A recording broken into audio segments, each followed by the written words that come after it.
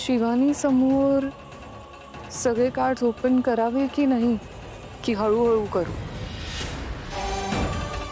जर का उद्या जाऊन ती मूर्ख मुलगी शिवानीच्या वर चढ गेली आणि शिवानीचा सारंगमधून इंटरेस्ट संपेल आणि ती निघून जाईल. नाही, शिवानी स्ट्रॉंग आहे, इंटेलिजंट आहे, स्मार्ट आहे. जर ती गेली तर तिच्यासारखी या दोघांना पुरून उरेल अशी भक्कम पार्टनर मला पुन्हा मिळणार नाही. आता बाहेरून पाठिंबा देणं बंद. आता डायरेक्टली जायचं आणि सरळ सरळ पार्टनरशिप बद्दल बोलायचं.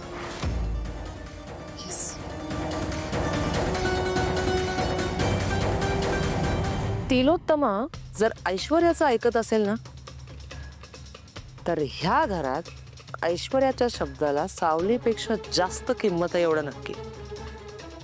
कारण बघ ना, सावलीचा आणि ती मोठी सून अमृता, त्या दोघींचाही विरोध असताना सुद्धा तिलोत्तमाने ऐश्वर्याचं ऐकून मला आरती करायला दिली.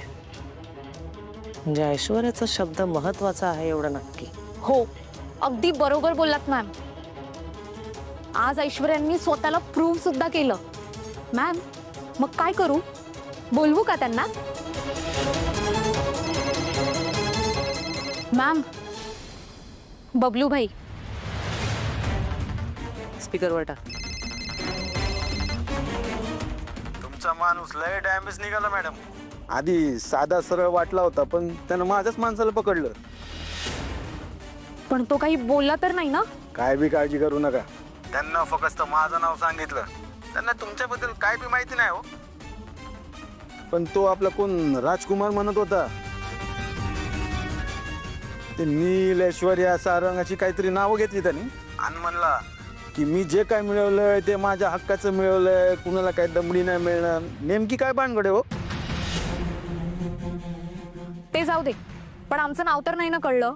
मग झालं तर आता एक काम कर, दुसरा माणूस ठेव पाळतीवर. आणि ऐक, ह्या वेळेस आहे ना जरा हुशार माणूस ठेव. काम नक्की झालं पाहिजे. होय, नक्की. खरंच काय भानगडे? असं काय केलंय त्यांनी घरात? ह्या राजकुमारचा काहीतरी मोठा प्रॉब्लेम आहे, काहीतरी मेजर सिक्रेट आहे त्याचं. शोधायला हवं. मी सांगते गुपित काय ते.